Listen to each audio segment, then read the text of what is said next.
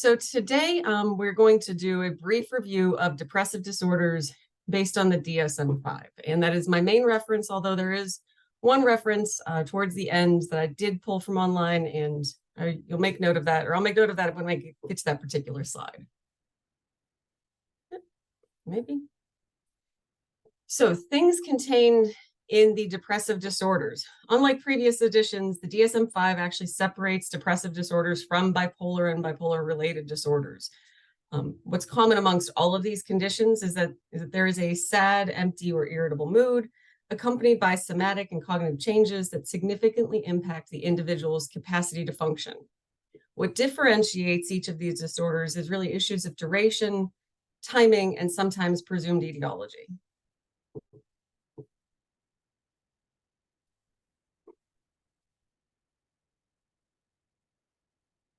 Okay, first among these is disruptive mood dysregulation disorder. I will make a note, these images are going to be removed before we distribute the slides because they're from a movie Looper, which if you have not seen, I highly recommend, and it is available to rent on most of your streaming services. But this is the kiddo that I think of when I think of DMDD. Big major outbursts. Oh, my slides are going to be a real trick today, aren't they? Okay, so severe recurrent temper outbursts that are grossly out of proportion to the situation and are inconsistent with the developmental of the child. This, for it to be DMDD, it needs to start before the age of 10. And this diagnosis originated out of concern about the use of appropriate classification of pediatric bipolar disorder. Pediatric bipolar disorder is fairly rare, and there's concern about there being an overdiagnosis of it for a time. So DMDD is classified in the depressive disorders, largely because these kids are at risk to develop a unipolar depression or anxiety as the age, rather than developing bipolar disorder. These outbursts can be physical or verbal, but they're quite out of they're disproportionate in intensity and duration to whatever the stimuli is. The symptoms have been present for at least 12 or more months, and there's not been a period of 3 or more months consecutively without all of the symptoms. These symptoms occur in at least 2 settings, so home, school, and or peers, and are quite severe in at least one of the 2 settings that they occur in. They might occur in all 3, but they need to be in at least 2 and very severe in at least 1. Functionally, due to the extreme low frustration tolerance, these kids have a really hard time making friends. They tend to perform not well in school. They don't do well doing extracurriculars with their peers, and their family life ends up becoming quite disrupted. The age of onset is before 10 years, and there's never a distinct period where more than one day, all criteria are met for mania, hypomania, or developmentally appropriate mood elation. So like things about being super excited because of anticipated of an event, or super nervous about anticipation of an event. Also, obviously, like most other things, not better accounted for by a better mental health diagnosis. So when we look at differential, we have to be very clear. You cannot have a diagnosis of DMDD if you also have a diagnosis of bipolar, oppositional defiant disorder, or intermittent explosive disorder. So in bipolar, there's distinct episodes of disrupted perturbed mood, and they can be differentiated from the typical functioning. Whereas in DMDD, this persistent mood is kind of all of the time. So they're persistently irritable with some waxing and waning, but not so episodic. If there's ever been a manic or hypomanic episode that has lasted more than a day, DMDD should not be given. Also, what you don't see in DMDD that you see with bipolar disorder is an elevated expansive mood or a sense of grandiosity. If you see that, that's much more likely to be mania. For oppositional defiant disorder, lots of kids with DMDD meet criteria for ODD, and kids with DMDD have a high risk for behavioral problems. However, in oppositional defiant disorder, mood symptoms are pretty rare, and it's estimated that only about 15% of kids with ODD also meet the criteria for DMDD. In either case, the guidance from the DSM is that they meet the criteria for both. You should give them DMDD only. That said, the ICD-11 takes a totally different approach, and they actually classify DMDD as an oppositional defiant disorder with chronic irritability. And in the references, there will be a note to an article that explains this rationale from the ICD-11, where when they were looking at accurate diagnosis and how well clinicians were at following diagnosis, they found if you use the ICD-11 standards versus the DMDD standards, there was more appropriate diagnosis being done, where sometimes if using the DSM standards, there's kind of an over assignment of a mental disorder due to normal irritability amongst children. So on to major depressive disorder. So the basic criteria are you need to experience 5 or more of these in the same 2-week period. One of the 2 must be depressed mood, or one of the 5 must be depressed mood or diminished pleasure or interest. That has to be present, but the other ones are going to vary. So with depressed mood, they might report feeling sad, hopeless, discouraged, kind of blah, sometimes even anxious. They might deny feeling sad at first, but you can see that they're about to cry. People who initially say they kind of feel blah or have no feelings or feel anxious, you might be able to infer the depressed mood from their facial expressions or demeanor. Some are going to experience somatic complaints instead of expressed mood changes. You can also see increased irritability rather than sadness, persistent outburst, exaggerated frustration response, and you're going to see that irritability more so in kids and youth than you would adults, but it's possible to see that in adults also. Diminished interest might be not caring about activities. The family might note social withdrawal. If they're a person who's in a sexually active relationship, they might note a reduction in interest or desire related to their sexual activity. Insomnia or hypersomnia, you're going to see both of those. If it's insomnia that's present, it's usually middle or kind of terminal, but that's not universally the case. What you might note is that the person might come in complaining about their sleep because of how critical sleep is, and that might be one of your first kind of flags to maybe I should dig into a little bit more of what else is going on, and you might uncover depression. The hypersomnia and increased appetite, you actually see a little bit more in younger individuals, according to the DSM. So the psychomotor slowing, this needs to be observable by others. It can't just be, what the person is reporting. It also could be psychomotor agitation, but again, has to be observable by others, not just by self-report. Fatigue, this is the level of fatigue or loss of energy where people are saying even the slightest task feels like it takes all of the energy. You might see feelings of worthlessness or inappropriate excessive guilt, might manifest as ruminations over minor failings, or be a misinterpretation of what would otherwise be considered neutral or trivial day-to-day events as evidence of some type of personal defect, or an exaggerated sense of responsibility towards events that they clearly don't have responsibility towards. Just blaming oneself for being sick and not being able to do the daily things is not quite enough to meet this criteria, unless it actually hits a level of, it is a delusional level of that. You might see a diminished ability to concentrate. So the person might look easily distracted, complain of memory issues. You might see a drop in grades if they're still in school, or a drop in productivity or the quality of work if they're not. In the elderly, this might look like the beginning of dementia. And obviously recurrent thoughts of death, not just a fear of dying, recurrent suicide ideation, suicide attempts or plans. These criteria alone are going to give you the criteria for major depressive episode. And these are different than the criteria when we're talking about specific to a loss such as grief, which was covered by Erica back in August. So determining whether there's a major depressive episode in addition to normal grief would require careful clinical consideration.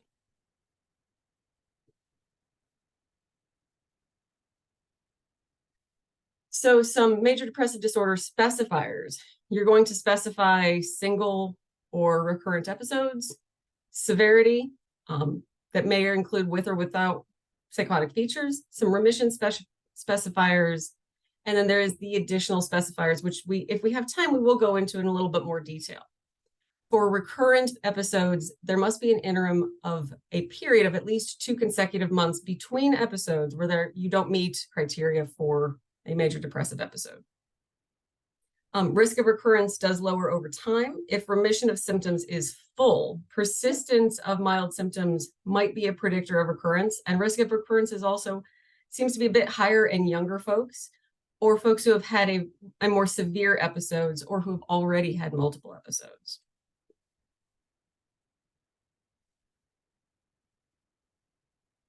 Some risk factors for development of major depressive disorder. Neuroticism is a high risk factor. And high levels of neuroticism seem to render individuals more likely to develop depressive episodes overall if they occur in response to stressful life events. Adverse childhood experiences. The ACEs study showed us that these have all sorts of lifelong health complications, so that's not a big surprise. First-degree family members who have of those people with major depressive disorder have a 2 to 4 times higher risk of developing a major depressive disorder than the general population. And the relative risk is higher for early onset and for recurrent forms of depression. Other risk factors could be non-mood mental health conditions. They increase the risk of developing depressive disorder and it might be necessary to treat those other disorders to really see progress in the depression symptoms. And a comorbid chronic or disabling medical condition. Certain medical conditions have a higher likelihood, but diabetes, obesity, cardiovascular disease are often complicated by depression, and depressive episodes are more likely to become chronic than amongst those individuals than those who experience depression without, they're generally medically healthy otherwise. So some differential diagnosis that's worth noting. When a prominent irritable mood is present, you want to carefully assess for any symptoms of mania. Obviously, if there's symptoms of mania or mixed episodes, then you're going to start looking more at the bipolar types of diagnoses. Rule out if it's due to another medical condition. You want to get a good individual history, a good physical exam, lab work, rule out medical conditions that might be causing the depressive episode. Sometimes this can happen directly due to a substance. That could be withdrawal of a substance or medication. And when I say substance, I do include all substances, including prescription medications. Ruling out ADHD. Distraction and low frustration tolerance can occur in both ADHD and major depressive disorder. And those two things can also be comorbid, but you would need to fit full criteria for both if you were going to diagnose both. Clinicians working with kids need to be mindful to not just jump to ADHD when irritability might be more a function of the mood disturbance in some situations. So doing a really good, thorough diagnosis and history, and particularly with kids, getting as much collateral information as you can, not just from parents, but from school settings as well. You want to rule out an adjustment disorder. Stressful situations obviously can cause some depression.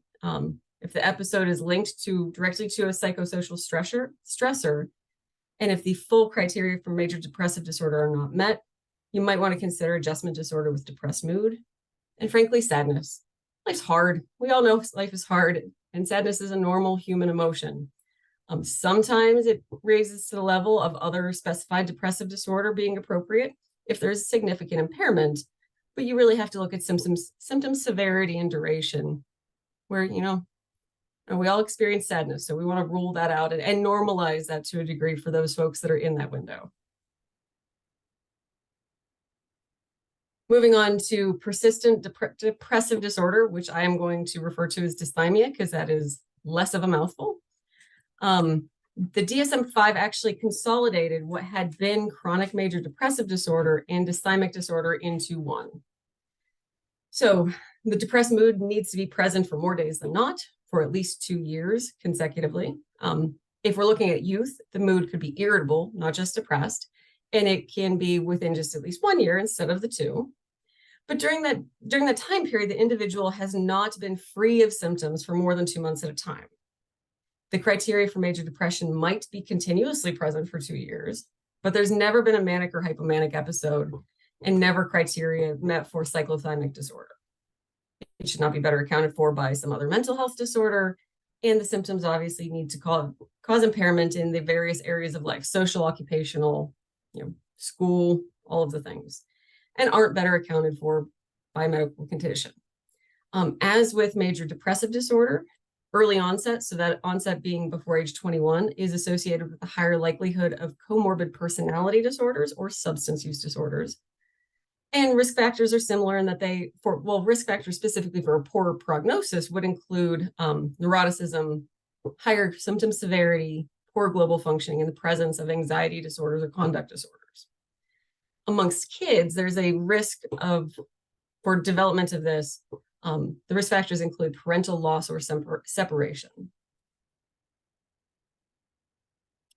When looking at differential, major depressive disorder might precede dysthymia, and it might co-occur with dysthymia. However, in that case, you wouldn't want to actually diagnose it separately. It becomes a specifier onto it. So a dysthymia with pure dysthymic syndrome, the criteria for major depressive episode have not been met in at least the preceding 2 years. With major depressive episodes, so the full criteria of major depressive episode have been met throughout the last 2 years. With intermittent, current would be full criteria is currently met, but there have been periods of at least 8 weeks in the preceding 2 years where the threshold didn't meet, full depressive episode. And with intermittent, not current, that just means that the full criteria aren't met right now, but there definitely has been a full episode in the last 2 years. Premenstrual dysphoric disorder, which I will probably refer to as PMDD for simplicity. So this occurs in the majority of menstrual cycles, and at least 5 symptoms must be present in the final week before onset of menses. They must then improve within a few days after the onset of menses, and they become absent or super minimal in the week post menses. So these time periods are super, super important. And it should be confirmed by daily ratings of at least a 2-cycle window to be able to diagnose this appropriately, because the time periods and number of symptoms are crazy important if we want to diagnose PMDD.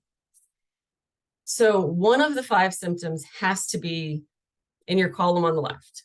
So affective lability, irritability, anger, increase in interpersonal conflicts, depressed mood, hopelessness, or self-deprecating thoughts, agitation, tension, or feelings of being keyed up on edge. One of your 5 has to be that. One of the 5 also has to be from the column on the right: a decreased interest, subjective difficulty concentrating, lethargy, fatigue, a change in appetite or specific food cravings, hypersomnia, insomnia, being overwhelmed or feeling overwhelmed or out of control, or physical symptoms. Between the 2 lists, you need a combination of 5, but one of the 5's got to be from the left and one of the 5's got to be from the right.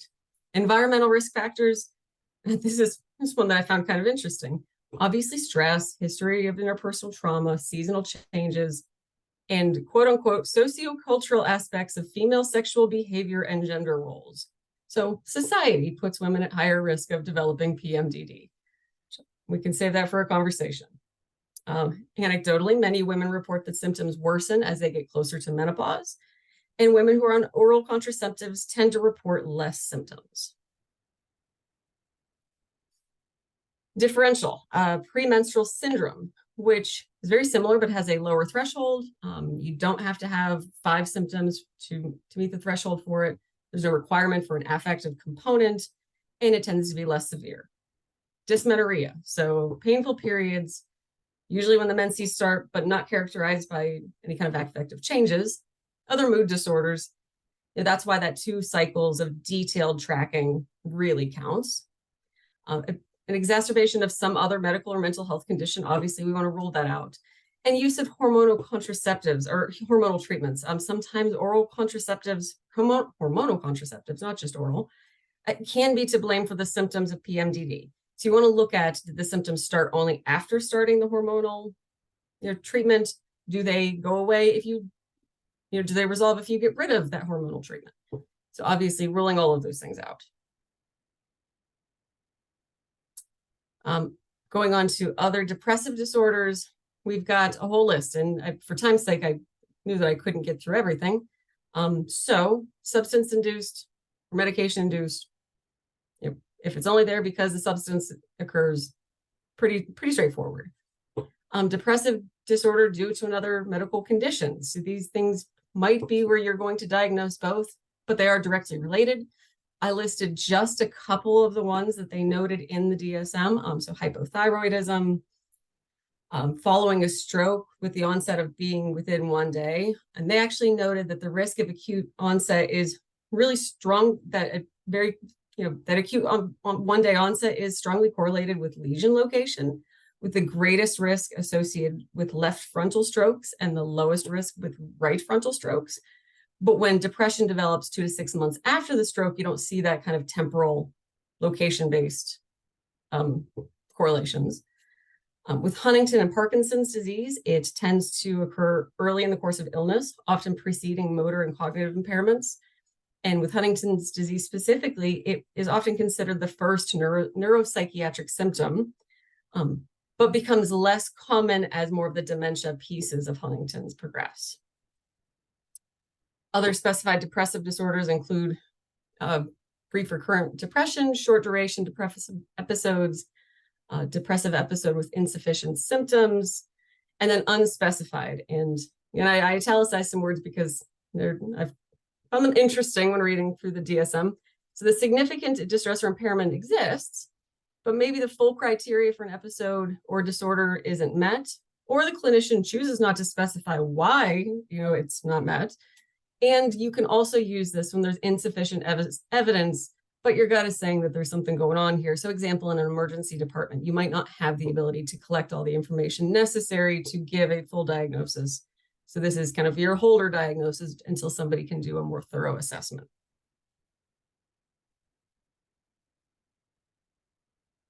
I'll go through these quite quickly for the sake of time, because I know we're getting there. Some of the more detailed specifiers that would go with a lot of these depressive disorders. This would be, just assume the word with in front of them. So to be depressive disorder, all the other specifiers, and then with anxious distress. So feeling keyed up, unusually restless, difficulty concentrating because of worry, feeling something bad is going to happen, feeling like you might lose control. Of note, the more symptoms there are in this grouping, the higher the risk of suicide, the higher risk of treatment non-response, and of having longer durations of the disease, of the illness. With mixed features, so the presence of at least 3 manic, hypomanic symptoms, but not so many symptoms that it would be more appropriate to look at a bipolar type of a diagnosis. Melancholic features, you may see more in an inpatient setting than an outpatient setting, and apparently also occur more likely in people who also experience psychotic features than not. But during the most severe period of the current episode, what you're going to see is the loss of pleasure or lack of reactivity to typically pleasurable stimuli. So they don't even feel better when something good happens. A near complete absence of the capacity for joy or pleasure, even for a fleeting moment. In addition to that, 3 of the following, which would be mood characterized by despondency, despair, moroseness, generally a quality of being unhappy, annoyed, unwilling to speak or smile, depression that is routinely worse in the mornings, early morning waking at least 2 hours before the planned or anticipated hoped time to wake up, significant psychomotor changes, significant weight or appetite loss, and excessive inappropriate guilt. Atypical features would refer to when there's mood reactivity, so the mood will brighten for a little bit and maybe even for a stretch if things continue to go well, plus 2 or more of the following, which would be increased appetite or weight, hypersomnia, a leaden paralysis, so feeling really heavy in the limbs, like your arms and legs feel super, super heavy as if weighted down. A longstanding pattern of sensitivity to interpersonal rejection that impairs social functioning. And that longstanding pattern of sensitivity will actually exist outside of the depressive episodes, and it will persist throughout most of adult life, but not melancholic or catatonic within the same episode. Mood congruent psychotic features you will see sometimes. And that really just means that the content of the delusions is consistent with depression. So feelings of inadequacy, guilt, nihilism, disease, death, feeling like they're being punished but deserved so. Incongruent would be delusions, hallucinations that don't really match with those more typically, they don't seem like they make sense in terms of depression. So they're going to be outside of that window. Peripartum onset, women who experience the start of symptoms during pregnancy also have, they tend to have severe anxiety and panic attacks. Severe postpartum with psychotic features might be a scary space. Definitely important to look at, particularly if the woman is experiencing command hallucinations or delusions. Seasonal patterns. Within the last 2 years, there's clear temporally specific episodes without episodes in between that start and remit about the same time of the year. You see a lot of that with like seasonal affective. We talk about seasonal affective disorder being a thing that only happens in the winter, but it can actually happen other times of the year. The winter does, you see more of that the farther away you get from the equator, because we're losing lots of daylight. And over the lifetime, to have the seasonal pattern, it really would be the seasonal pattern far outnumbers episodes that might occur at any other times of the year without the seasonal pattern. And then you might see a depressive disorder with catatonia. So with catatonia, there's a variety of symptoms. So you've got stupor, kind of being in a dazed state, seemingly unconscious but not asleep, cataplexy, catalepsy. That one, my brain wants to do that. My brain wants to do that one backwards all the time. Catalepsy, so physically frozen, some muscle rigidity. I picked this picture. The limbs remain where they're placed. So you can move them in a person staying still in that position. Waxy flexibility, where there might be some slight physical resistance to being repositioned, but then the muscles kind of loosen up and quote unquote bend like a warm candle. Mutism, not explained but it wouldn't be if it's already been explained by aphasia. Negativism, so opposition or non-response to instructions or external stimuli, an active resistance to something without any real logical reason. And posturing, so it's like catalepsy, but the position that they're in isn't due to being placed that way by somebody else. It's just kind of the position that they're in. So I can think about a family member who had described the patient I was working with, who was their son, as just in the middle of making a sandwich and then kind of freezing while making the sandwich and standing there for hours on end.